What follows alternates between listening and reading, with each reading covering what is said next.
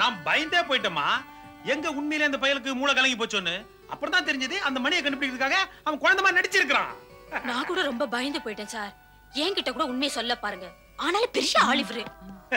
Anyhow, he is great. Congratulations. Thank you, sir. நீ மணியை கண்டுபிடிச்சனால எனக்கு ப்ரமோஷன் கிடைச்சது.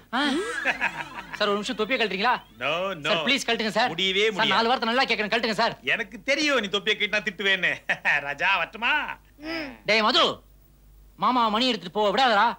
குடு குடு ஃபாலோ மீ.